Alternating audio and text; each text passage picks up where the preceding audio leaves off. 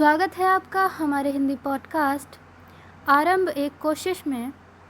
लीजिए सुनिए प्रेमचंद की कहानी ईदगाह का वाचन मेरी अर्थात अनन्या अवस्थी की आवाज़ में।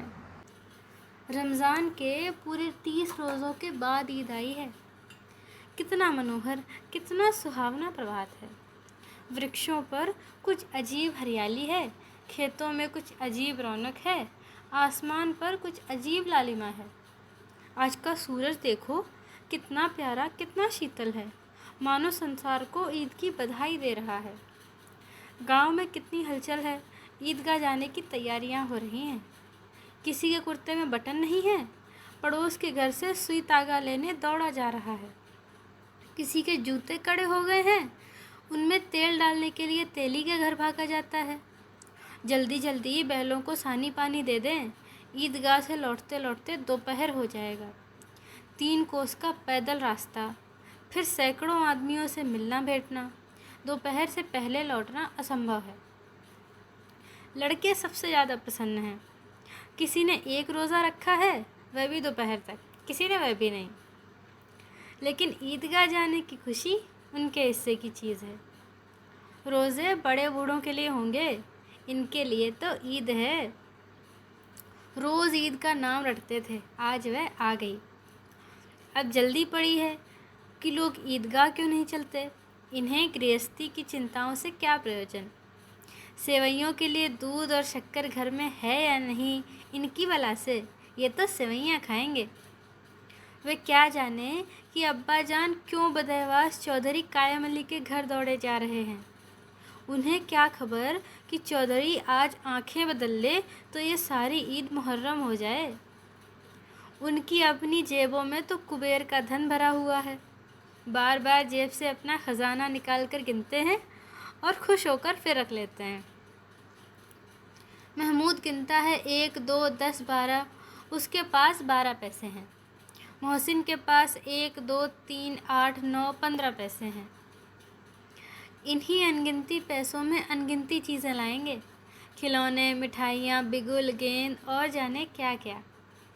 और सबसे ज़्यादा प्रसन्न है हामिद। वह 4-5 साल का गरीब सूरत दुबला पतला लड़का, जिसका बाप गत वर्ष हैजे की भेंट हो गया और माँ न जाने क्यों पीली होती होती एक दिन मर गई। किसी को पता न चला क्या बीमारी है। कहती तो कौन सुनने वाला था। दिल पर जो कुछ बीतती थी वह दिल में ही सहती थी, और जब न सहा गया तो संसार से विदा हो गई। अब हामिद अपनी बूढ़ी दादी अमीना की गोद में सोता है और उतना ही प्रसन्न है। उसके अब्बा जान रुपए कमाने गए हैं, बहुत सी थैलियाँ लेकर आएंगे। अम्मी जान अल्लाह मियाँ के घर से उसके लिए बड़ी अच्छी अच्छी चीज़ें लाने गई हैं, इसलिए हामिद प्रसन्न है। आशा तो बड़ी चीज़ है, और फिर बच्चों की आशा। उनकी कल्पना तो राई का पर्वत बना देती है। हामिद के पाँव में जूते नहीं हैं। सिर पर एक पुरानी धुरानी टोपी है जिसका गोटा काला पड़ गया है, फिर भी वह प्रसन्न है। जब उसके अब्बा जान थैलियाँ और अम्मी जान नियामतें लेकर आएंगी तो वह दिल के सब अरमान निकाल लेगा। तब देखेगा महमूद, मोहसिन, नूरे और सम्मी कहाँ से उतने पैसे निकालेंगे। अभागिन अमीना अपनी कोठरी में बैठी रो रही है। आज ईद का दिन और उसके घर में दाना नहीं। आज आबिद होता तो क्या इसी तरह ईद आती और चली जाती।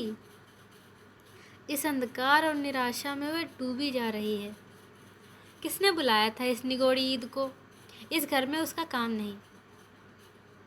लेकिन हामिद, उसे किसी के जीने मरने से क्या मतलब। उसके अंदर प्रकाश है और बाहर आशा। विपत्ति अपना सारा दलबल लेकर आए, हामिद की आनंद भरी चितवन उसका विध्वंस कर देगी। हामिद भीतर जाकर दादी से कहता है, तुम डरना नहीं अम्मा, मैं सबसे पहले आऊँगा, बिल्कुल ना डरना। अमीना का दिल कचोट रहा है। गांव के बच्चे अपने अपने बाप के साथ जा रहे हैं। हामिद का बाप अमीना के सिवा और कौन है। उसे कैसे अकेले में ले जाने दे? उस भीड़ भाड़ में बच्चा कहीं खो जाए तो क्या हो? नहीं, अमीना उसे यूं न जाने देगी। नन्ही सी जान, 3 कोस चलेगा कैसे? पैर में छाले पड़ जाएंगे। जूते भी तो नहीं हैं। वह थोड़ी थोड़ी देर पर उसे गोद ले लेगी। लेकिन यहाँ सेवइयाँ कौन पकाएगा? पैसे होते तो लौटते लौटते सब सामग्री जमा करके चटपट बना लेती। यहाँ तो घंटों चीज़ें जमा करते लगेंगे। मांगे का ही तो भरोसा ठहरा। उस दिन फ़हीमन के कपड़े सिले थे। 8 आने पैसे मिले थे। उस अठन्नी को ईमान की तरह बचाती चली आई थी इसी ईद के लिए। लेकिन कल ग्वालन सर पर सवार हो गई तो क्या करती? हामिद के लिए कुछ नहीं है तो 2 पैसों का दूध तो चाहिए ही। अब तो कुल 2 आने पैसे बच रहे हैं। 3 पैसे हामिद की जेब में, 5 अमीना के बटुए में। यही तो बिसात है और ईद का त्यौहार। अल्लाह ही बेड़ा पार लगाए। धोबन और नाई और मेहतरानी और चूड़ीहारिन सभी तो आएंगी। सभी को सेवइयाँ चाहिए और थोड़ा किसी को आंखों नहीं लगता। किस किस से मुँह बच चुराएगी? और मुँह क्यों चुराए? साल भर का त्यौहार है, ज़िंदगी खैरियत से रहे। उनकी तकदीर भी तो उसी के साथ है। बच्चे को खुदा सलामत रखे, दिन भी कट जाएंगे।